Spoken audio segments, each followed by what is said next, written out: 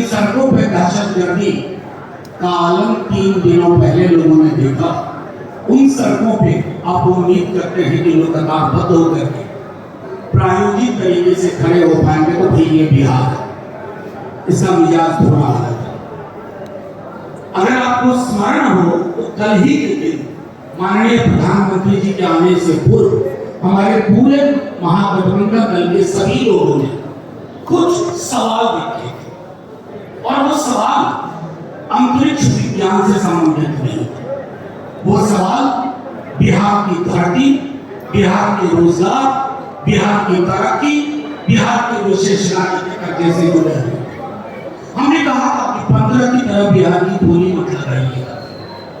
वो तेवर पसंद नहीं है बिहार को, और वो फेंके हुए पैसे, उछाले हुए पैसे जिसमें हकीकत ना हो, वो पसंद नहीं है। हमने कहा था, लेकिन आप माने नहीं।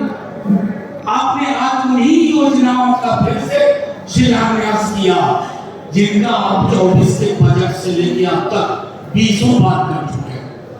एक गिनवा के रखूंगा। ये प्रधानमंत्री जैसे पद को शोभा नहीं देती। हमने प्रधानमंत्री जी से विशेष आग्रह किया था कि बिहार श्रम आपूर्ति का राज्य नहीं बना करना चाहता।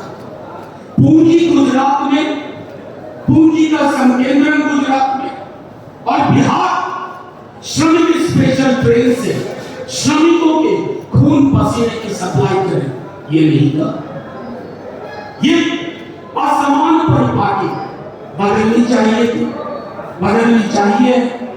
प्रधानमंत्री जी के प्रेम, तेजस्वी जी जब नीतीश जी के साथ थे पूरा महागठबंधन, तो 65% आरक्षण की बात हुई थी, क्वांटम बढ़ा।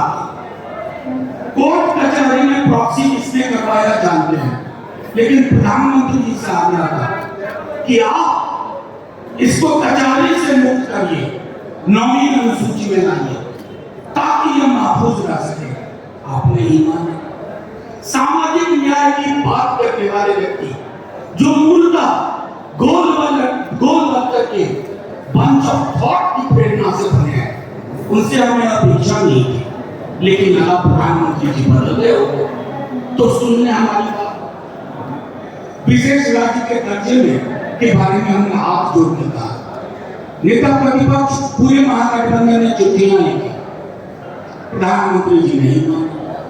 तो सिवाय इसके कि आपने वो सारी योजनाएं जिसकी घोषणा हो चुकी है जमीन पे नहीं उतरा है, तो आप एक मुर्गी को बार बार काट रहे हैं, हलाल कर रहे हैं। ये बिहार के लोग निर्दोष जरूर है, इनोसेंट है, बेवकूफ नहीं है। माननीय प्रधानमंत्री जी, आपने आजकल आप जब भ्रष्टाचार का जिक्र करते हैं तो बहुत कौतूहल होता है, हैरानी होती है। दो पूंजीपति की गोद में बैठ करके तमाम तरह के आचरण को, भ्रष्ट आचरण को व्यवहार की संज्ञा देने वाले जब भ्रष्टाचार की बात करते हैं तो महागठबंधन उनसे पूछना चाहता है कि ईडी ने बिहार के किन अधिकारियों को चार्जशीट किया है, वो बताएंगे ना या हम बताएं? वहां आपकी चुप्पी रही माननीय प्रधानमंत्री जी। मुझे बेहद खुशी हुई, हमारे दल को बेहद खुशी हुई। नेता प्रतिपक्ष स्वयं गए थे, हर जगह जहां पार्थिव शरीर आया वहां गए, लेकिन पार्थिव शरीर पर श्रद्धा सुमन देना और श्रद्धांजलि के पीछे की कहानी को समझना आप फिर चूक गए प्रधानमंत्री जी।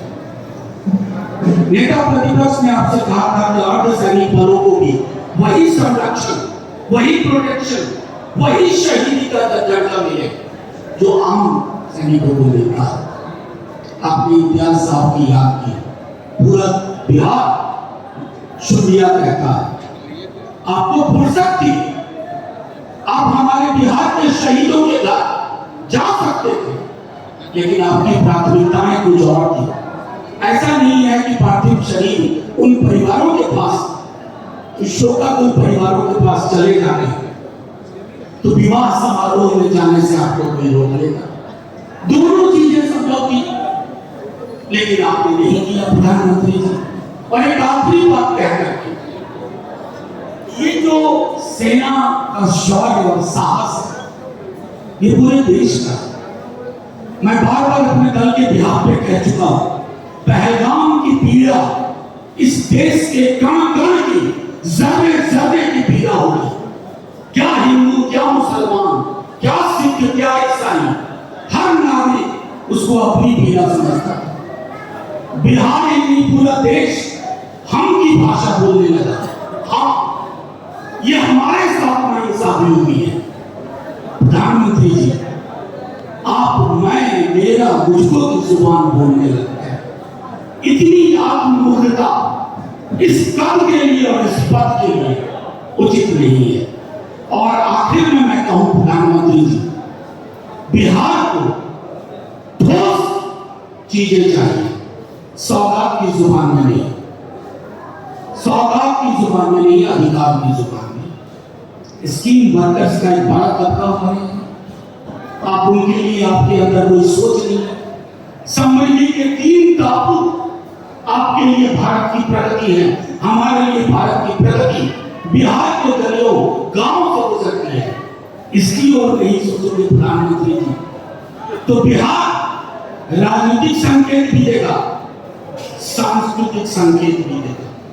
बाकी हम आप ये पूरा प्रेस कॉन्फ्रेंस आज माननीय प्रधानमंत्री जी के वक्तव्य पे डेडिकेटेड है। हम चाहेंगे कि आपके सवाल भी जो हम आखिर में लेंगे, उसी डेडिकेशन की को सम्मान करते हुए प्रधानमंत्री जी के वक्तव्य और हमारी अपेक्षा के बीच से जो भी सवाल उत्पन्न हो आप पूछ सकते हैं।